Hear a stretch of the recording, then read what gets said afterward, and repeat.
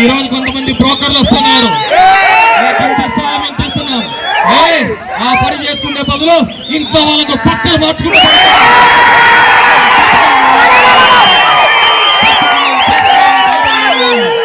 ఏం చేశామో చెప్పుకొని తమ్ములేన్నాయి. మీరేంట్రా మా ముందుకు వచ్చి చూస్తుంది. చెప్తున్నా మొన్న 10,000 దగ్గర మెజార్టీ వచ్చింది. ఈ రోజు మళ్ళీ చెప్తున్నా ఈ 15,000 ఓట్లు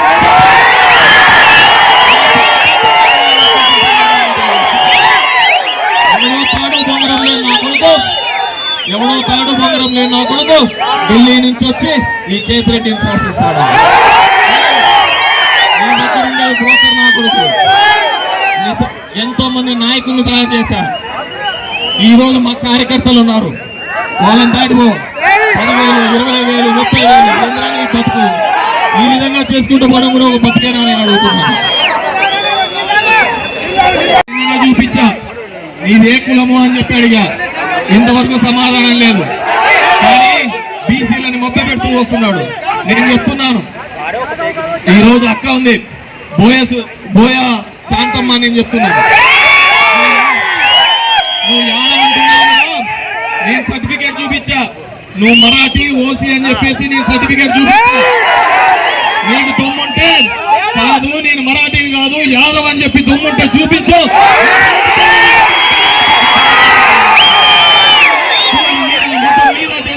నీది ఒక బతికేనా, మీది ఒక రాజకీయమేనా అడుగుతున్నాను. ఒక దేశ ప్రధాని 20 రాష్ట్రాల్లో ముఖ్యమంత్రులుగా ఉన్నారు, చేసింది చెప్పుకోలేక కులం మీద రాజకీయాలు చేస్తున్నారు. నువ్వు యాదవ్ నిరూపించు, నేను రాష్ట్రంలో నేను రాజకీయాలు మానేస్తానని చెప్పి సర్టిఫికెట్లు దొంగ బతుకులు బతకడానికి ఢిల్లీ నుంచి రావాలా అని చెప్పేసి నేను అడుగుతున్నాను. ఈ రోజు ఒక్క కేతిరెడ్డిని, మీ కేతిరెడ్డిని ఎదుర్కోవడానికి హీరోయిన్లు వస్తున్నారు, ఎమ్మెల్యేలు వస్తున్నారు, కేంద్ర మంత్రులు వస్తున్నారు,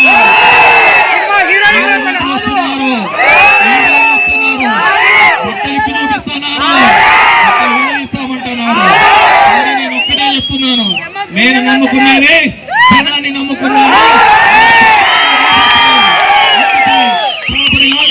5 సంవత్సరాలు దగ్గర 18 సంవత్సరాల నా రాజకీయ జీవితంలో నేను ముదిగిప్ప నాకు ఎల్లప్పుడూ కూడా అండగా నిలబడింది. ఎంతో మంది నాయకులు చేశారు, నాయకులు వచ్చారు పోయారు, కానీ కార్యకర్త అనేవాడు నిత్యం నాతో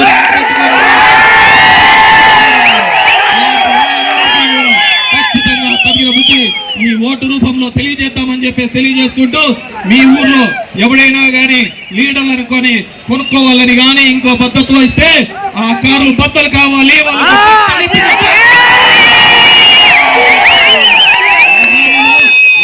Please subscribe .news.